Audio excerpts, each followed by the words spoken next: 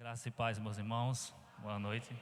É uma grande alegria para mim poder estar aqui e conversar um pouco com os irmãos relacionado a um tema que para mim é muito valioso, né? Que é a Reforma Protestante e, mais do que isso, o impacto dela no Brasil.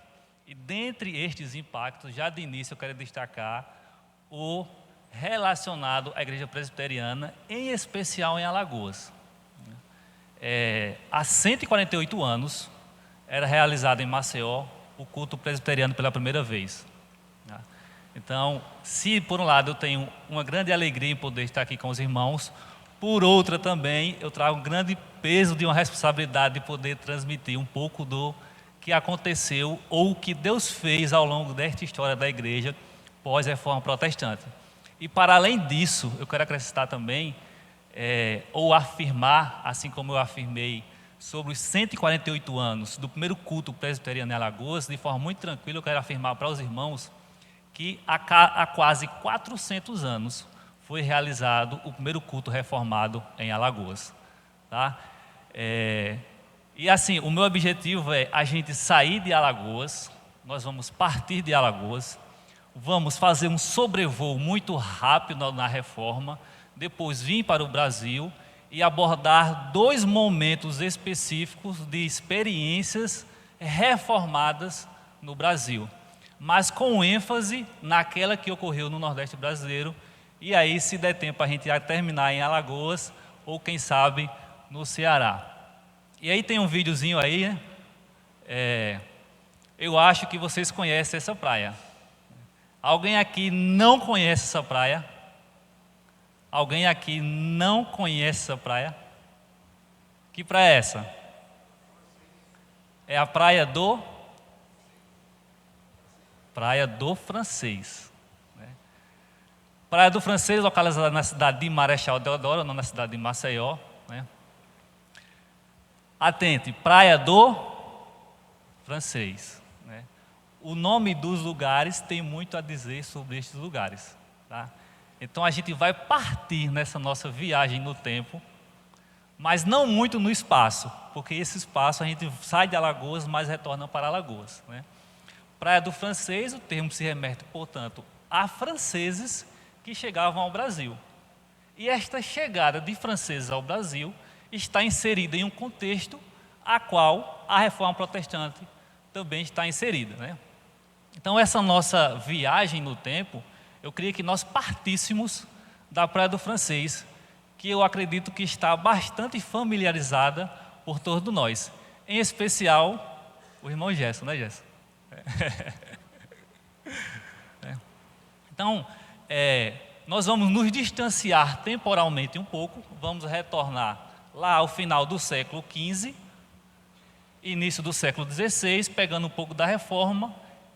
Vamos fazer um sobrevoo muito rápido na Europa para falar sobre a Reforma e depois vamos passar um pouco de mais tempo que nos restar com estes impactos da Reforma ou dos desdobramentos dos efeitos da Reforma que ocasionarão aqui no Brasil. Né? Então, esta primeira imagem que a gente tem é um mapa mundi. À esquerda de vocês, no caso à minha direita, o primeiro, calma, o primeiro. O primeiro. Né? A gente tem esse mapa mundi. América, África, acima Europa e do outro lado a Ásia. Não é? Esse mapa mundi atual, uma configuração geopolítica atual. E aí eu vou falar de uma viagem no tempo e eu começo com geografia. Né? Então essa imagem, essa representação geopolítica atual do que o mundo é, ou pelo menos foi até recentemente, né? Porque talvez mude aí em decorrência da Ucrânia. Mas coloquemos na nossa cabeça esta imagem deste mundo. Então este mundo, né?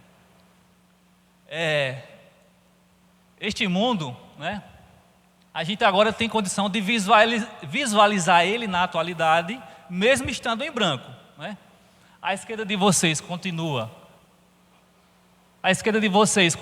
a América, a África no centro e acima a Europa, à direita é a Ásia. Neste mapa aí, nesse segundo mapa, né, eu quero falar rapidamente sobre isso. Em 1494, portugueses e espanhóis fizeram um acordo muito simples, né? Os europeus eles não conheciam o que é hoje atualmente a América, então em início, meados do século XV, eles começam um movimento chamado de grandes navegações, que é se dirigir aos mares e encontrar o que tem desconhecido para eles, além destes mares. E aí os primeiros a chegar nesse continente que denominamos de América foram os espanhóis e os portugueses. E os espanhóis e os portugueses fizeram um acordo muito simples. Eles dividiram o mundo entre eles. Só isso, né? Aqueles dois países na Península Ibérica, que está dentro da Europa, dividiu o mundo, uma banda para um e uma banda para outra. A bandinha, boa parte, né, que veio a ser o Brasil, ficou com a Espanha, mas depois será português, e um pedacinho será de Portugal, né? Agora veja só, tem Espanha e Portugal, e o restante do mundo? Primeiro, o restante do mundo nem sabia disso. Segundo, os europeus, ou as nações europeias formadas até então, elas não vão aceitar essa divisão do mundo entre portugueses e espanhóis. O rei francês, olha a França chegando, olha a praia do francês chegando para a gente. O rei francês, ele vai fazer a seguinte pergunta: o testamento que Adão deixou, tinha lá escrito que o mundo estava dividido entre Portugal e Espanha. Portanto, eu não reconheço a divisão. E assim como a França, outras nações, Inglaterra, Holanda ou Países Baixos, também não reconhecerão que este mundo foi dividido entre Portugal e Espanha. Tá? E aí, vários locais no Brasil, ou no que veio a ser Brasil, os franceses chegavam, aportavam, negociavam com os indígenas ou faziam trocas com os indígenas da madeira e levavam para a Europa. Um destes locais, dentre vários no Brasil, é o que a gente conhece hoje como Praia do Francês, porque inicialmente era um porto dos franceses. Ali, o que atualmente é Praia do Francês, era um dos locais, dentre os vários locais no Brasil, que os franceses chegavam, negociavam, faziam troca com os indígenas para extrair a madeira do pau-brasil e levar para a Europa. Tá? Então, cenário 1 que a gente tem esse mundo, em tese, dividido por Portugal e Espanha, mas, obviamente, as outras nações não aceitam e passam também a disputar estes territórios que vão sendo, para o europeu, localizado ou o que eles chamam de descoberta. Então a gente tem esse primeiro movimento, né, de europeus saindo da Europa e chegando ao que para eles era o Novo Mundo.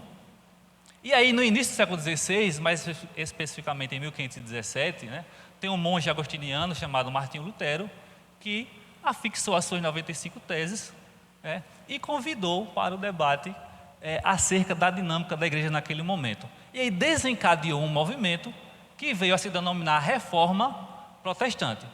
Essa reforma ela se espalha por toda a Europa. Aquele ali mais lilás acima é a expansão da Reforma Luterana. O amarelinho mais centralizado é a expansão da Reforma Calvinista. E em cima, ali é a Inglaterra, é a Reforma Anglicana.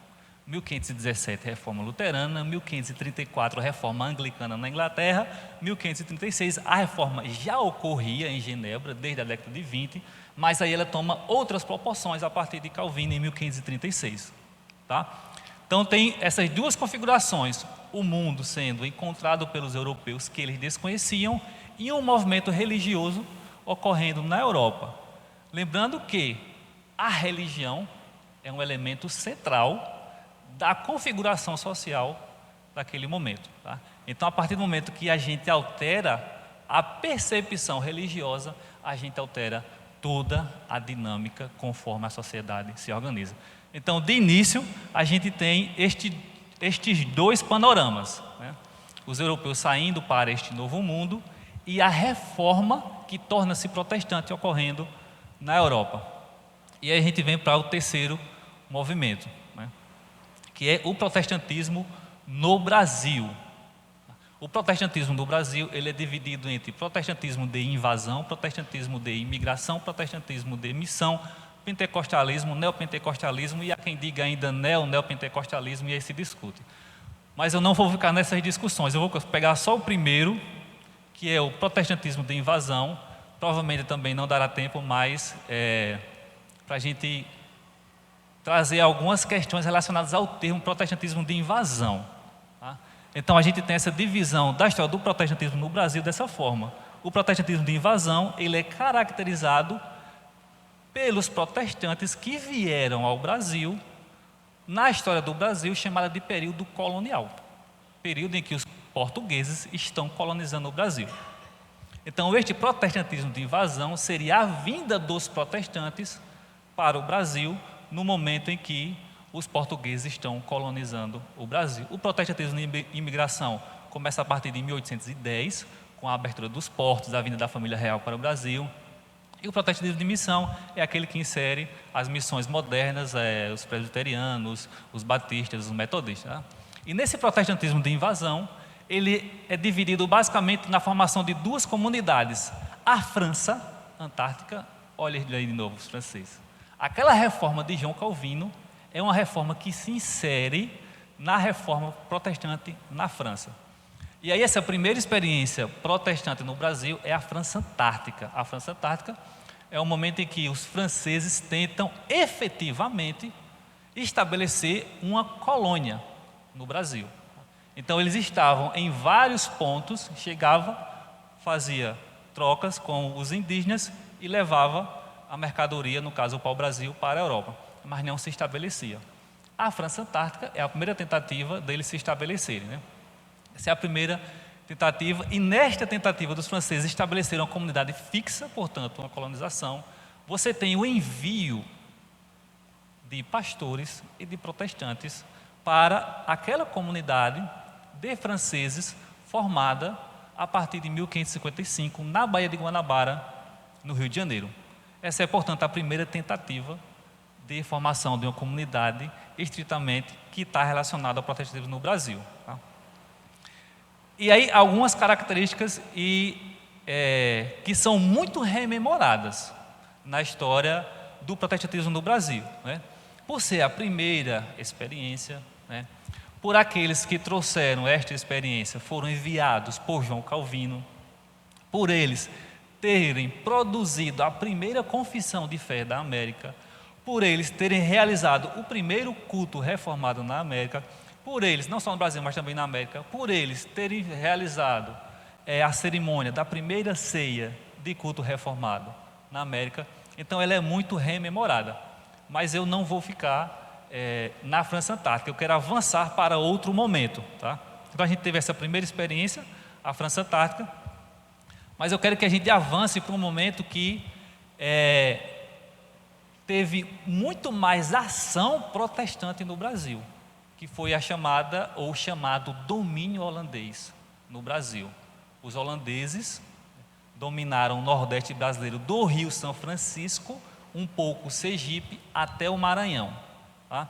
E a reforma na Holanda, ela vai acontecer no século XVI também.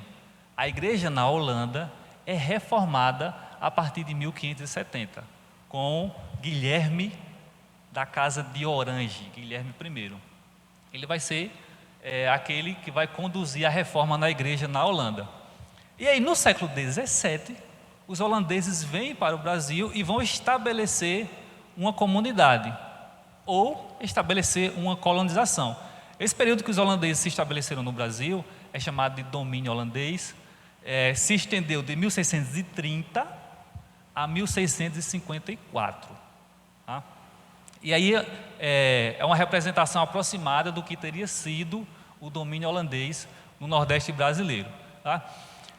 E a dinâmica da colônia ela é completamente alterada com o domínio dos holandeses no Nordeste brasileiro. Primeira coisa, a dinâmica econômica naquele momento era predominantemente a cana-de-açúcar. E a parte mais rica do Brasil era o Nordeste brasileiro. E dentro do Nordeste brasileiro, a área mais rica era Pernambuco. e Alagoas estava inserida em Pernambuco. E a cidade mais rica da colônia era Olinda. Tá? Então os holandeses vêm para colonizar esta parte que era a parte mais rica do Brasil, que era o Nordeste. Primeiro há uma tentativa de colonizar a partir da cidade de Salvador, em 1624. Tá? E aí nós teremos daqui a 2 anos, 400 anos do primeiro culto reformado no Nordeste brasileiro, que na cidade de Salvador, em 1624, foi realizado culto reformado. Portanto, em 2024, teremos 400 anos do primeiro culto reformado no Nordeste brasileiro, na cidade de Salvador. E eles retornam em 1630 e aí iniciam a colonização mais efetiva. E esta colonização que eu vou me deter mais um pouco, mais alguns minutos. Tá? Uma das características dos reformadores ou da reforma era um aspecto de tolerância religiosa. Não era uma tolerância aos nossos moldes do século XXI, mas era uma tolerância religiosa que permitia, por exemplo, que judeus vivessem em territórios reformados ou em territórios protestantes. E em decorrência disso, ocorrerá que o Nordeste brasileiro, naquele momento, receberá judeus. E estes judeus fundarão uma sinagoga, que se tornou a primeira sinagoga da América. Está localizada atualmente no centro, no que é o bairro do Recife Antigo. Tá? Foi no século XX, foi localizado, e aí houve uma restauração daquela sinagoga. Né? Então, no Nordeste brasileiro vai experimentar esse perfil de tolerância religiosa. Isso aos nossos moldes hoje pode parecer pouca coisa, mas a gente está falando do século XVII, em que Portugal e Espanha estão vivendo o momento da Inquisição. Tá? Os judeus foram expulsos da Espanha no final do século XV e de Portugal no século XVI. E o principal alvo da Inquisição portuguesa e espanhola eram os judeus. Tá? E aí, os países reformados, eles permitem a presença dos judeus. Enquanto que os países católicos só há uma religião oficial e nada mais do que isso. Tá? E os países reformados não. Além do próprio país ser protestante e reformado, também irá permitir tanto o catolicismo quanto também o judaísmo. E aí, sob o domínio holandês, viveu esta experiência. Né? E aí, nesse momento, Franz Leonhardt, né? E esse tem um livro que eu indico com muita ênfase, que eu considero o livro mais importante da história da igreja no Brasil, em especial no Nordeste, é o livro do Franz Leonhardt. Tá? É um livro até o momento inigualável em descrever a atuação da igreja neste momento em que os holandeses estiveram no Nordeste brasileiro. E ele aponta que 22 igrejas foram estabelecidas. Em Alagoas, e aí eu vou trazer para a gente de novo, foram estabelecidas ao menos 3. Porto Calvo, à época Porto Calvo era o território mais pujante economicamente, porque era onde tinha a cana-de-açúcar. Outra, no que atualmente é a cidade de Marechal Deodoro, à época era Santa Maria Madalena da Lagoa do Sul, e outra em Penedo. Então houve ao menos 3 igrejas reformadas em Alagoas, ou o funcionamento de culto reformado em Alagoas no século XVII. E aí a gente pode calcular que em 1637 é muito provável que Alagoas teve o seu primeiro culto reformado. Se isso de fato ocorreu, a gente também se aproxima dos quase 400 anos de Alagoas ter o seu culto reformado pela primeira vez. Tá?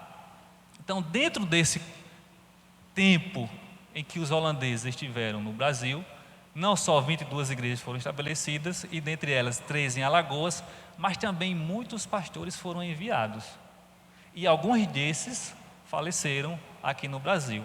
Aproximadamente 54, ou exatamente 54, alguns auxiliares que depois chegaram também ao pastorado. Tá? Então, o Brasil vai viver em especial o Nordeste brasileiro, esta enorme experiência de ter a igreja reformada atuando efetivamente por muitos anos no Nordeste brasileiro. E muitas vezes essa história, ela é um pouco esquecida por nós. Muitos livros eu leio, alguns livros que eu leio, que narram a história da igreja no Brasil, simplesmente não diz nada ou diz muito pouco sobre isso. Um livro, por exemplo, em que o título do livro é História do Culto Protestante no Brasil. Tem uma página sobre esse período e uma linha sobre a Igreja Reformada.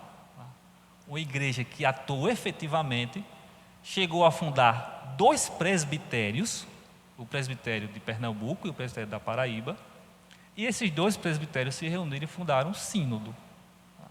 Então, efetivamente, a experiência mais viva, mais atuante da Igreja Reformada no Brasil, ela se iniciou com a experiência dos holandeses ou neerlandeses ou até flamegos, tá?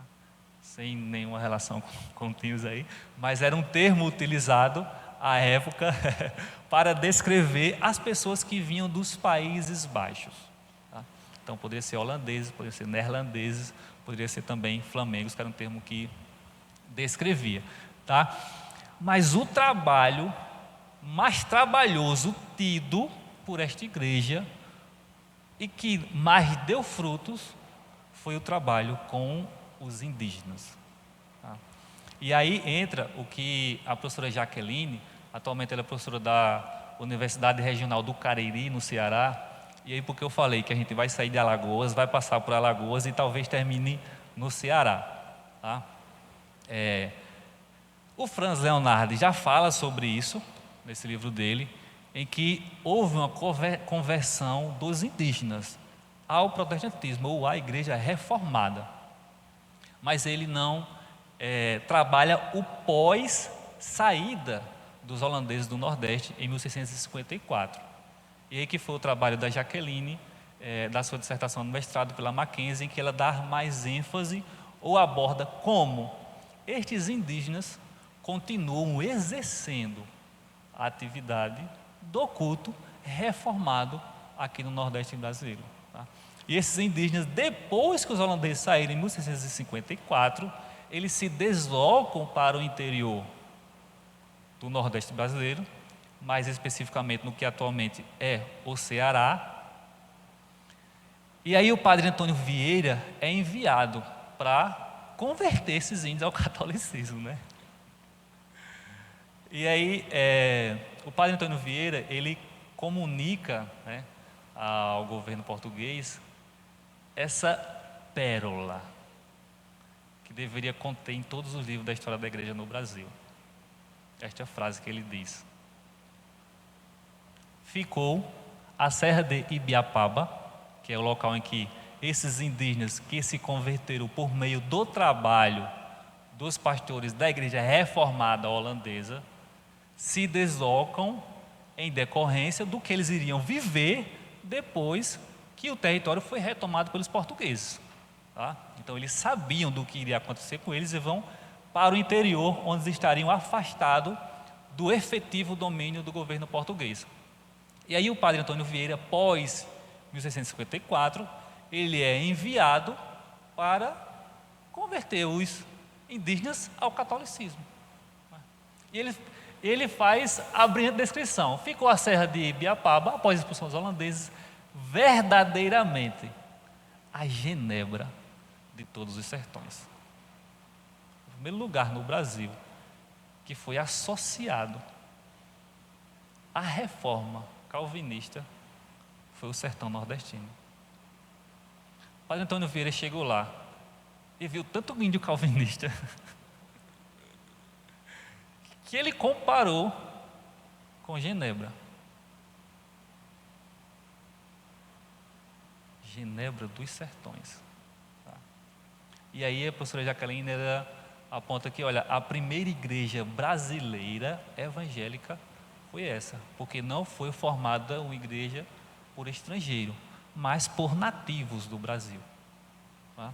E esses nativos continuam o culto reformado, mesmo após a saída dos holandeses do Nordeste brasileiro. Né? E aí, em relação, para a gente finalizar, em relação ao termo invasão, que tem me incomodado bastante, e eu tenho me dedicado um pouco em relação a isso. Né? É muito complexo, né, a gente imaginar no século XVII um pastor que foi enviado ao Nordeste brasileiro e morreu no Nordeste brasileiro fazendo missão e você não dizer que ele fez missão. Né? A França Antártica produziu mártires? Produziu. Mas o Nordeste holandês também produziu mártires. Né?